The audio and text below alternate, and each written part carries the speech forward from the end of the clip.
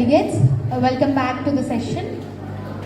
Now we are going to have our next session on Fundamental Research in Healthcare and Pharmacoeconomics by Dr. V. Pradeep Kumar, Professor, Department of Pharmacology, Raipur Autonomous. Sir has completed his PhD in 2017 and Sir has received grants from UGC, AICTE, STTP and MODROPS grants. And Sir has had 2 patents under his name, and Sir has authored 2 books, and Sir has earning more than 70 publications, and Sir has been resource person for various conferences and workshops. With this brief introduction, I would like to invite Pradeep Sir to continue the session. Thank you, Swati, for the nice introduction.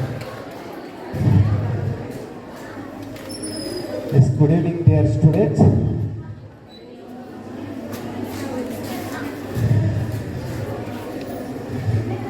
Today, I will touch the fundamentals in the healthcare research and as well as pharmacoeconomics. You see this picture. There is about 1 lakh human diseases that have been identified in the world. Out of this, 7,000 are recognized as the rare diseases and only 400 have the appropriate licensed treatments. See, just you compare that, out of 1 lakh diseases, just out of this there is 7,000 rare diseases identified. Out of that, we have 400 only having the licensed treatments. That means this slide showing the vacuum or lacuna in the treatment protocols for the rare diseases. So what I mean to say is there is a lot of scope for doing research in the healthcare system.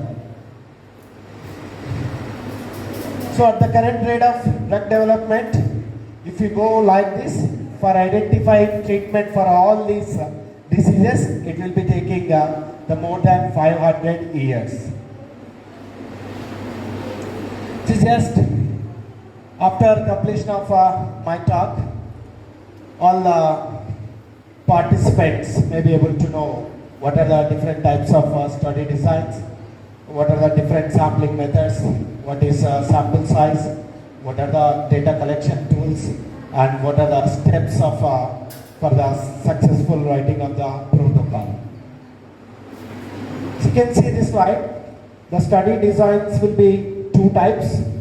One is experimental study design and another one is the observational study design. See, what is the difference between these 2? You see this, if the investigator is assigning something to the participant, if something exposure is there, suppose if you take the clinical trial or preclinical trial, in case of your pharmacology lab, you are giving something to the animals like rats and mice. So that will be coming under the experimental study design. If your answer is yes, that means the investigator, principal investigator, something he is giving a compound, maybe that is either lead compound or it may be control or test or standard, whatever it may be. If something exposure is given to the participant or subject, then that is called as the experimental study design. If your answer is no, that means the investigator is not going to give anything, either it may be preclinical or in case of the clinical, just they are observing. There is nothing exposure is given by the principal investigator to the participants or subjects. That's only there is observation. That's why these are called as observational study designs. And after that, if there is no exposure is given, in case of observational, then you can go for whether there is a comparison group is there or not. If your answer is yes, then it goes to analytical study design. And if your answer is no, that means there is no comparison group, just only one group, then that is called as descriptive study design, or the example will be the cross-sectional study designs. Suppose you can take the examples of the study. Suppose your aim or objective is to find out or to make survey how many diabetic people in the Anantapur district at 2023. So this is your objective. That means there is no comparison group. You are not going to compare with anybody, and you are not nothing is going to be given to the participant. That means there is no exposure and there is no comparison group also. That's why it is coming under the descriptive study design. It is called as the cross-sectional study design. And if your answer is yes, that means if there is a comparison group, then it will be coming under analytical study design. And out of this, depending upon the direction, see, moving forward, exposure to the outcome, then that is called as the cohort study. Observe carefully, moving forward, exposure to the outcome. That means if you start your research today as case control study, then your outcome may be observed after 1 year or after 5 years or after 10 years. Moving forward from 23 to 24, 25, 28, 30, 33, likewise. Moving forward, that is called as the cohort study design.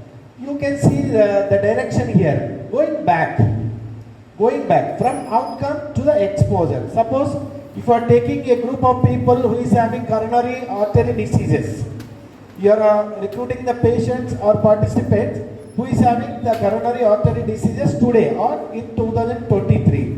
Then you go back the research retrospectively. So what is the exposure may be?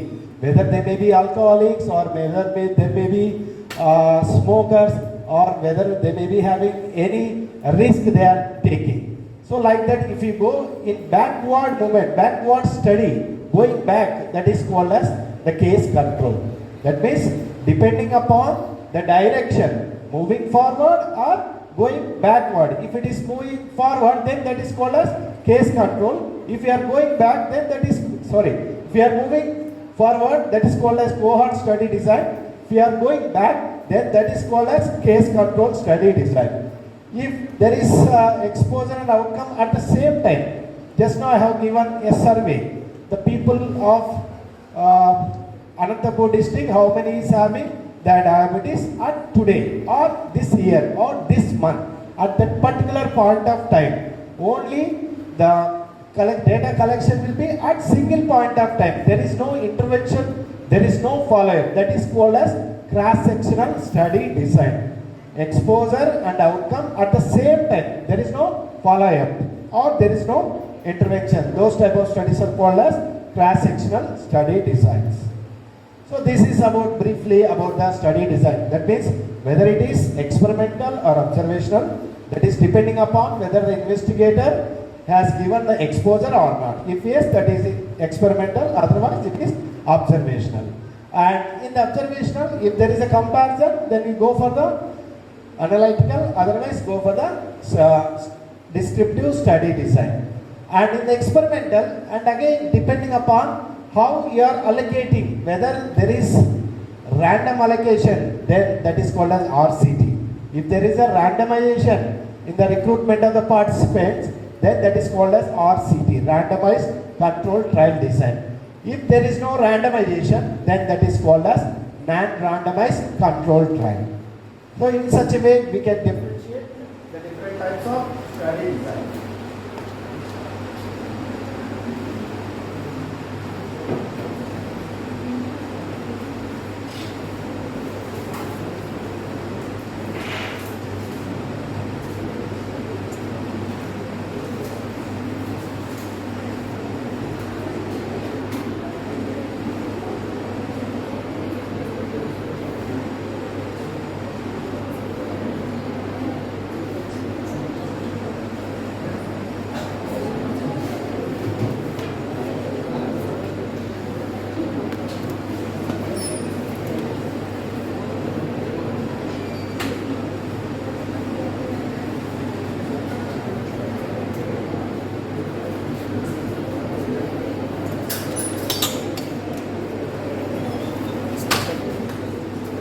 Am I audible? I think my voice is louder. I think you will be audible without speaker also.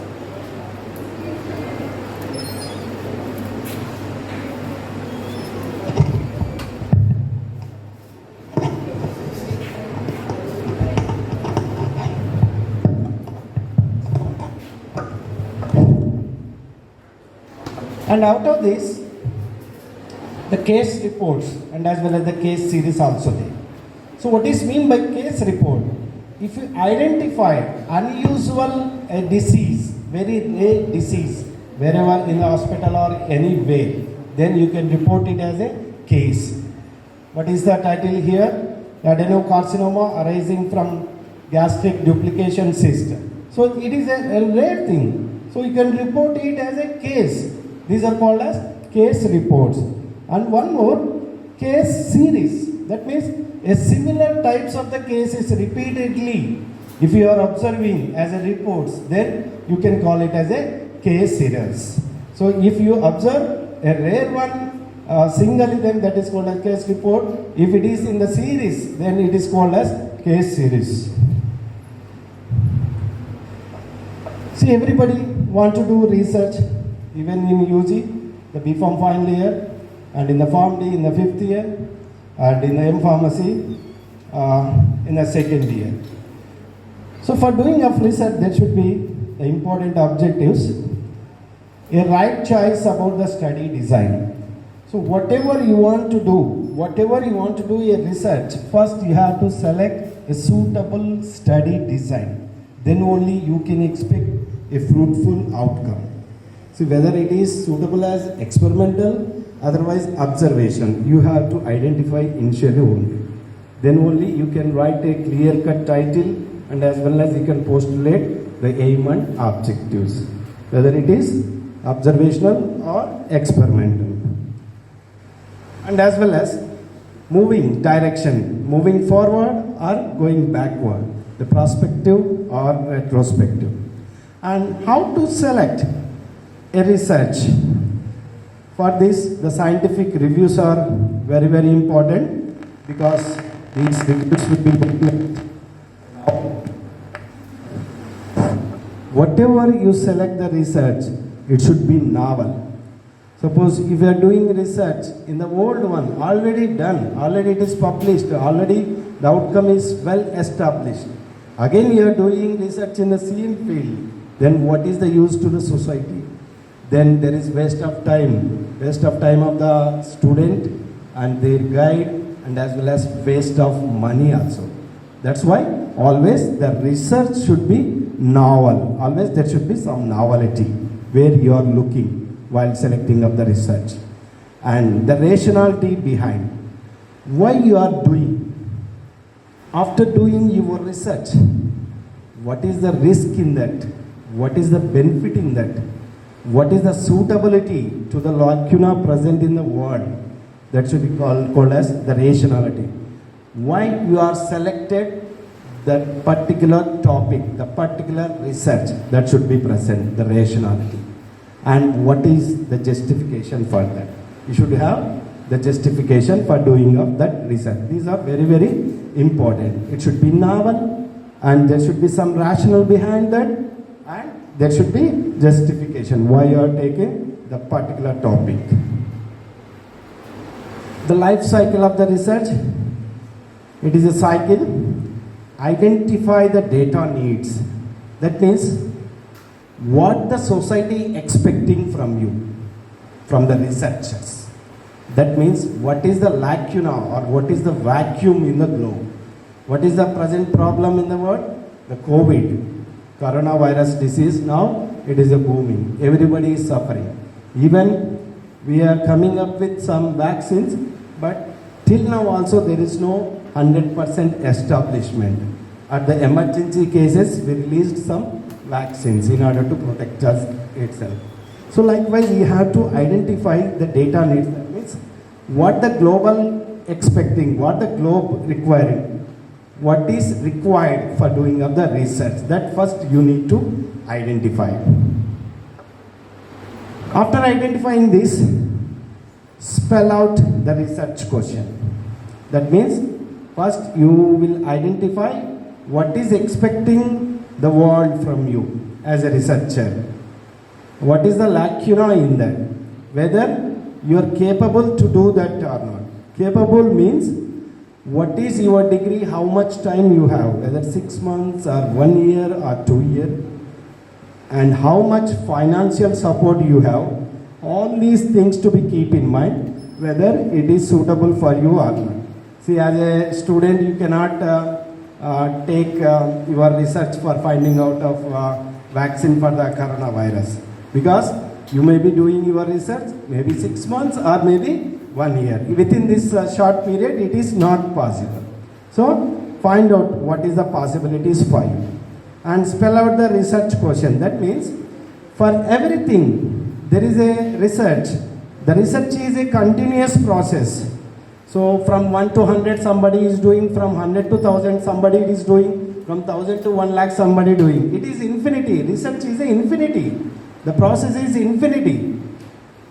So you identify up to where the research is completed, and you have to start from that point. You identify the research up to where it is completed, and you can try to start where it is stopped. That is the spell out the research question. Then formulate the study objectives. That means if you know what is your question or what is your aim, it is very, very easy to find out the objectives. Don't confuse with the aim and objective. Somebody will think that the aim and objectives will be similar. I will give small example. You are a Form D students. So what is your aim in order to complete your Form D program and as well as to get a good job? It is the most of the people's aim. So for that, what are the objectives? You have to complete first year, you have to complete second year, you have to complete third year, fourth year, project, internship. Those 6 are called as the objectives. So in order to reach your goal or aim, what you are going to do, those are called as objectives. So once you have a clear-cut aim, the question, research question, you can simply formulate the study objectives. So once you have objectives, then you can go for methodology. What type of research and how the research has to be done. The study plan, the analysis. And after that, you are going to collect the data, the results, whether it may be experimental or observational. So from this data, you can find out all this collect data and you go for analysis, statistical analysis. So we can say that we cannot say unscientifically. We have to give conclusion scientifically, statistically significant. Whether your aim and objective for your outcome is statistically significant or not. Usually 0.05% will be considered as statistically significant. And from this, your result, you draw your conclusion. So finally, your conclusion. This conclusion should be matched to your aim and objectives. So what is your question? What is your aim and objectives? That has to be reflected in the conclusion after doing your research. And from this conclusion, you can give some recommendations also. And as well as that, you can give the future scope also. So as a student of Form D, you have completed up to this level of the research and there is a scope for further. So likewise, you can give some recommendation. This recommendation is nothing but again the data. That means again the globe requiring this recommendation. It has to be fulfilled. And whatever the conclusions drawn here and as well as recommendations given after research, that has to be presented in the conferences and as well as it has to be published in a research article or review article so that it will be reaches to the society. So it will be reaches to the society or stakeholders. So it will be reached to the all people. Again, the fresh researchers, those who want to do research, then they will be knowing up to here, then they will start from here. Likewise, it is a cycle. So up to now, what is the research is completed, what is the lacuna, and what is the global requirement, and what can I do as a student or as a participant for the research. So by keeping all this in your mind, you can formulate your research question and objectives and you perform your study and go for collection of the data and compile your results and compare it with the analysis analysis, statistical analysis. From this, you draw your conclusion and recommendation. So, likewise, it is a continuous process. The cycle. This is called as a life cycle of the research. Just now, I said the first step, to spell out the research question. What is uncertainty about something in population? Uncertainty means what is lacuna in the universe or global. So for doing of research, a clear question should be there. Your aim should be perfect. Your title should be perfect and clear. And it will be facilitating to choose the appropriate design. If you have clear-cut idea what you want to do, what is your aim, what are your objectives, then you can select clearly the perfect study design. And study criteria, that means what is your research, then you can easily identify what type of participants you want. Study criteria, who should be included and who should be excluded. And what is the outcome? So if you have a clear question, then parallelly it is having the outcome, that is the conclusion and your recommendation. So in such a way, this clear-cut question will be facilitating to choose the optimal study design and as well as study criteria which can give a clear-cut outcome.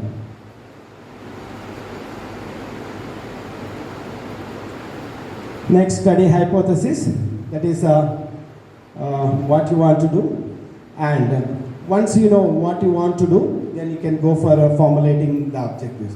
Don't go for writing of the objectives pages 10 or 15. That is not suitable and that is not right and that is not possible also. Always to reach your goal, there should be 2 or 3 objectives. That is enough. If you have more objectives, if you want to do a lot, you divide them into general objectives and as well as the specific objectives. In such a way, you divide it. Otherwise, go for primary objectives and secondary objectives. You focus on the primary objectives.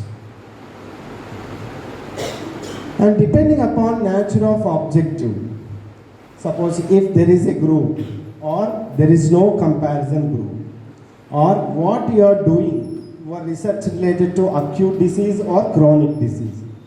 If you don't have any comparison group and if you are selected a disease related to the acute disease, then the best suitable design is the cohort study design, where you are going to evaluate or find out the incidence. And in the same manner, you don't have any comparison group and you are selected a chronic disease, then better suitable study design is cross-sectional study design, where you are going to evaluate the prevalence. And contrastly, if we have the comparison group, here there is no comparison group, only one group is there. But if you have the comparison group and you are doing research related to the frequent diseases like typhoid, malaria, whatever it may be, if it is a frequent, then go for the cohort study design, where you are going to evaluate RR, relative risk. Suppose if you have comparison group, but you have taken a rare disease which is very, very rare, then don't go for cohort, just go for the case control, where you are going to evaluate the odds ratio. That means depending upon your objective and whether there is a comparison group or not, and whether you are doing your research related to acute disease or chronic disease, and your research related to frequent disease or rare disease, you have to design a suitable study design, either cohort or cross-sectional or case control. So by that, you are going to evaluate the outcome like incidence, prevalence, relative risk and odds ratio. So these are the outcomes. From this, you can draw the conclusions and as well as you can give the recommendations also. I will give you examples. So the design of the cohort study, you take 2 groups. So cohort means moving forward from 2023 towards 24, 25, 26 up to 30 goes on. Likewise, moving forward, you take 2 groups. One group should be exposed and another should be non-exposed. You observe for a period of time, maybe 1 year or 1 month or 10 years. What is the outcome here? Coronary artery diseases. So out of this, the smokers here and here non-smokers, how many people develop the diseases? And even though there is an exposure, some people may not get the outcome. Even though smoking, they are good at their health condition like cardiovascular diseases. So some may be developed diseases, some may be non-developed the disease, and from this data you can calculate the incidence. And here also you can find out how many develop the disease. Even non-smoker also, some people may be getting the cardiovascular complication. From that, how many people and how many people are having non-disease. From this also you can calculate the incidence. That means you can find out the incidence for exposed, you can find out the incidence for the non-exposed also. From these two data, you can calculate the relative risk. This is one more example.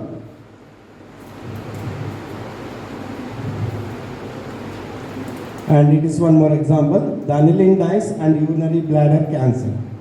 Whether is there any suitability for urinary bladder cancer who is working under the industries who are exposing for the aniline dyes. See how many there should be two groups. One group who is frequently exposing to this dye, one group is not exposing to this dye.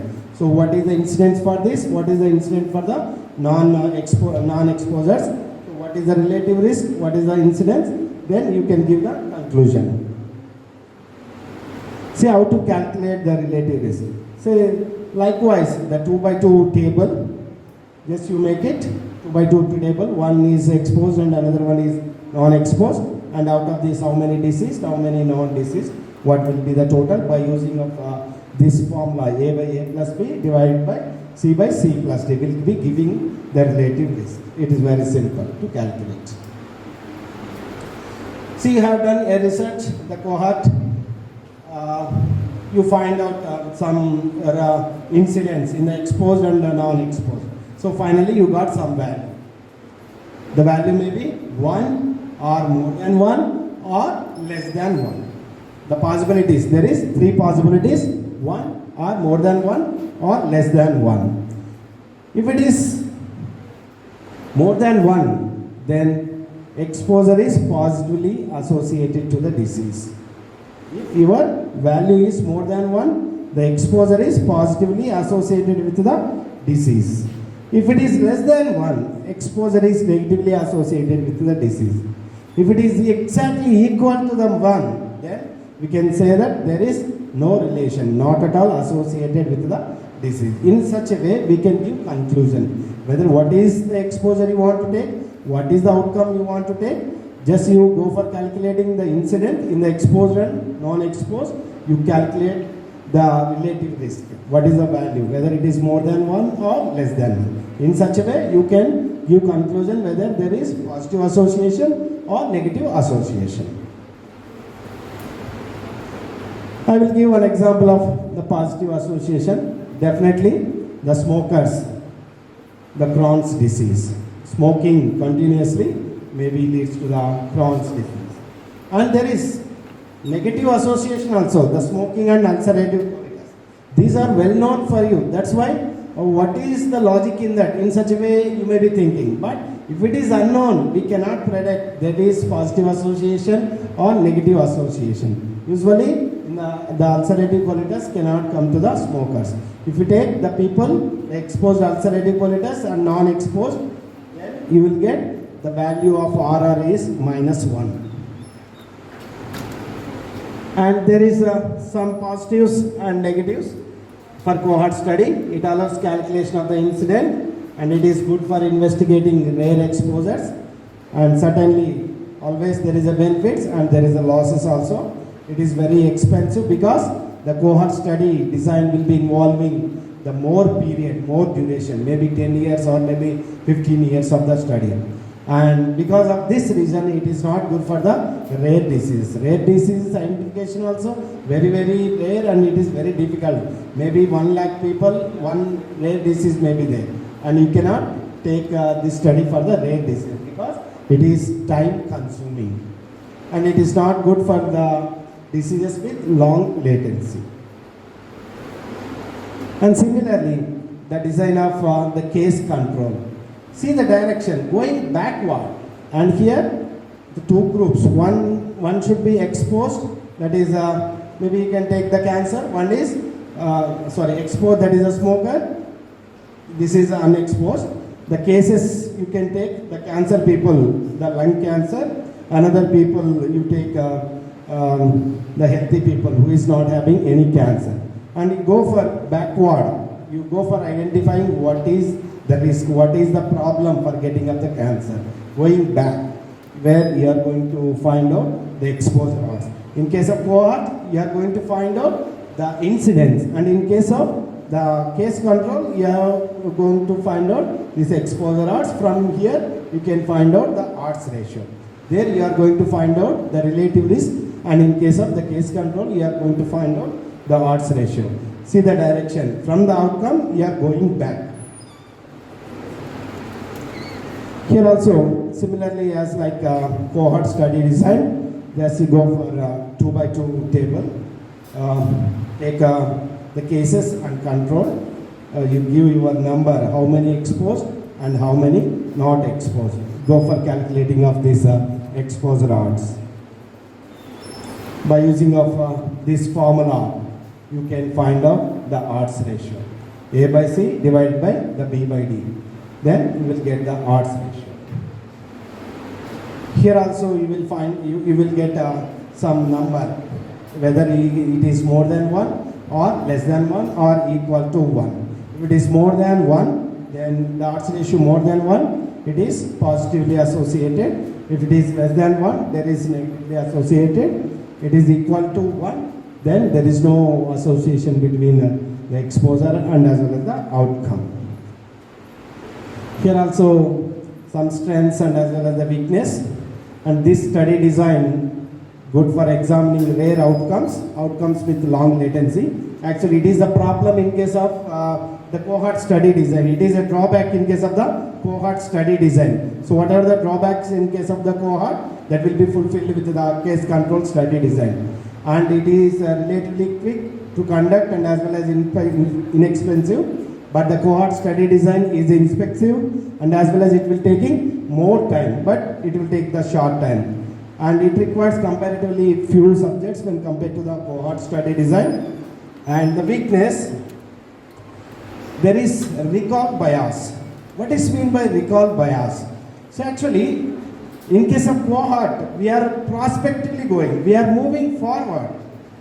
But in case of case control, we are moving backward, we are going back. That means, what is the problem? We are going to find out.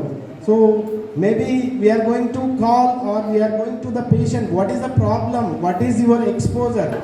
And the patient or subject may be recall or may not be recall. Even though he has a recall, he may not say. Suppose if you go to your any home, if you ask that the patient or the person, do you have smoking habit?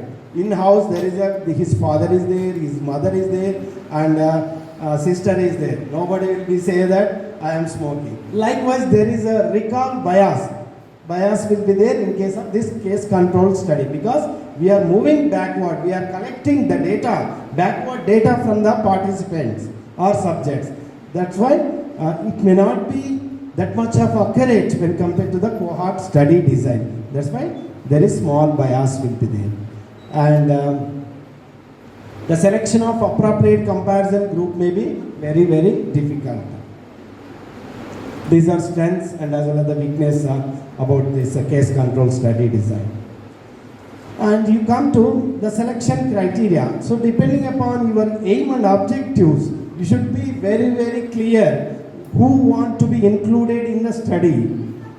That is called as the inclusion criteria.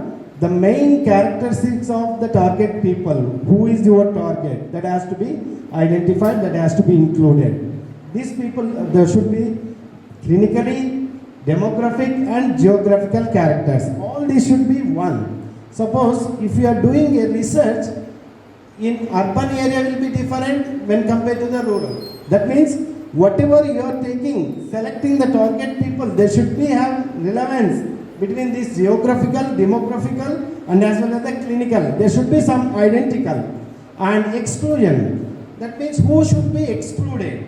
So if anything interfering in the success of the follower, then you have to exclude that people. If anything interfering in the quality of the data, then go for exclusion. And if anything pointable by the ethical committee members, just you go for exclusion. So these are the things to whom you have to be included and to whom you have to be excluded. And the data collection. Just now I said that how to collect the data, and out of this, the data which you are going to collect, there is some facts related questions, knowledge related questions, and as well as the judgment related questions. So you can collect the data in the abstract form, or in case of a structured observational guide by giving some text to the participants or by showing some figures, and as well as the questionnaire, face-to-face interview also. So in such a way you can collect the data by using of these different tools. And I am talking since from starting, we are going to evaluate incidence, we are going to evaluate the prevalence. Some people may be confusing, both will be similar or not, likewise. I give clearance about it, both are same or not. The answer is no. See, if you see this picture, you can clearly identify what is meant by incidence and what is meant by prevalence. The incidence means the new cases. Suppose if you want to find out the incident of the diabetic people in the Anantapur for 2023, just you are going to give survey how much people will be there in this duration 2023. That is called as incidence. And during this one period, some people may be curing or some people may be going to be die. That has to be excluded, and you have to add the new cases also. The total thing from the past, from the starting, total will be called as the prevalence. This is the difference between the incident and as well as the prevalence.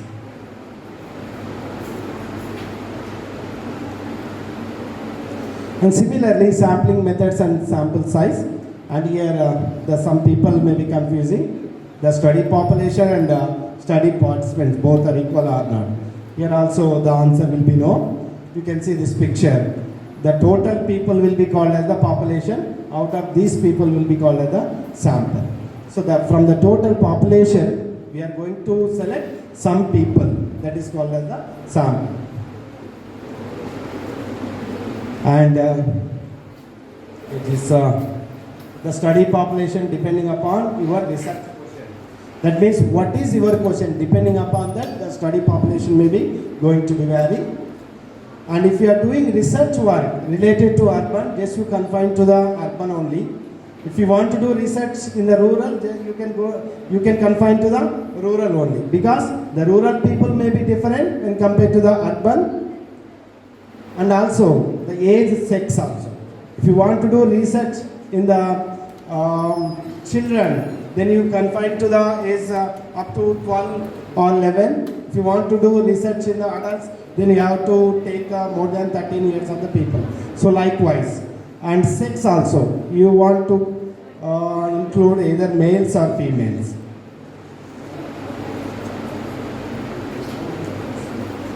And so for doing of research, everybody want to submit your protocol to the ethics committee, and majority people, they may be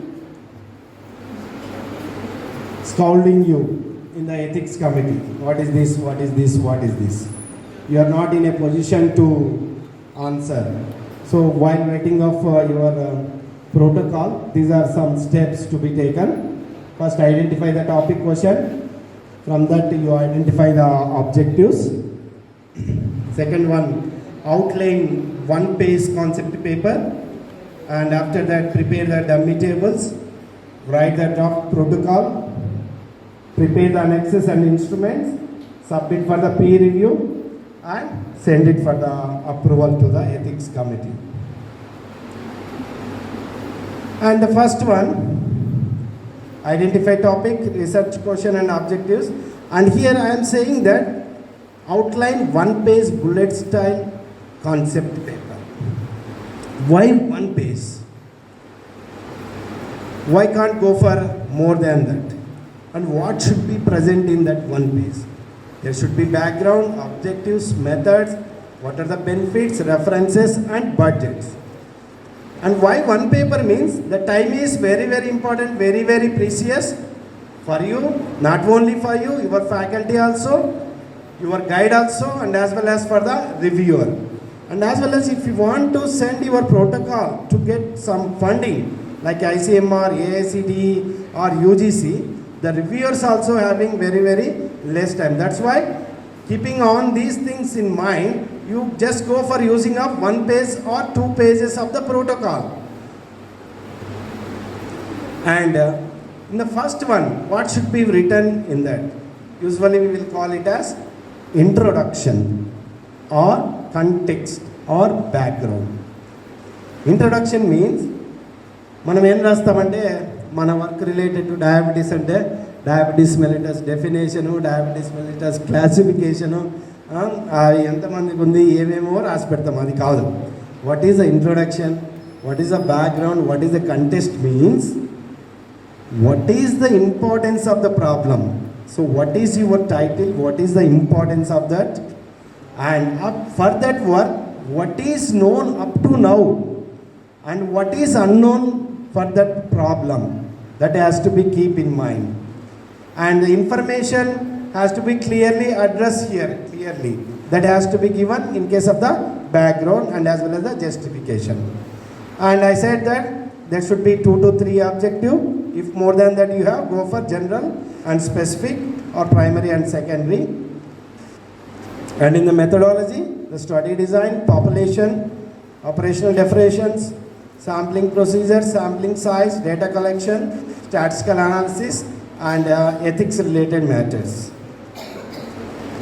And the budget also very, very important. So how much you can spend as a student or as a researcher or a PhD student or maybe JRF or SRF or you have grant, likewise depending upon how much you have the capacity, your budget, that has to be also clearly mentioned. This is the standard format for the ICMR, Indian Council of Medical Research. The title should be around 25 words and the background should be around 250 words. There should be novelty around 100 words.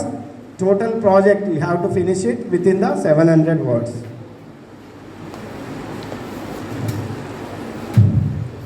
The same. Give 5 to 10 key references. The introduction should be less than 20% of the length. The same thing. Study design.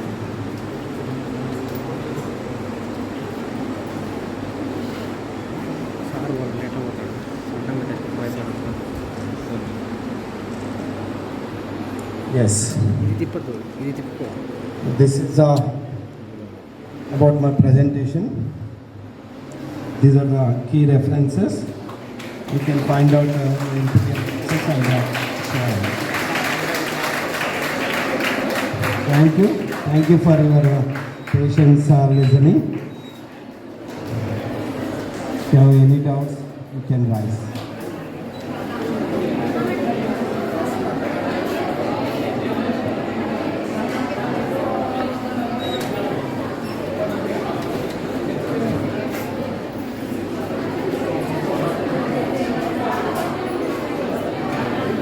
Thank you, sir.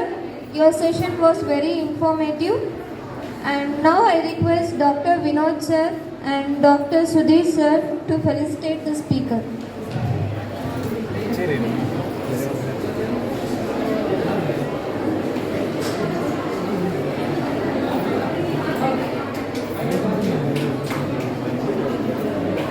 I request all the delegates to maintain silence for few minutes.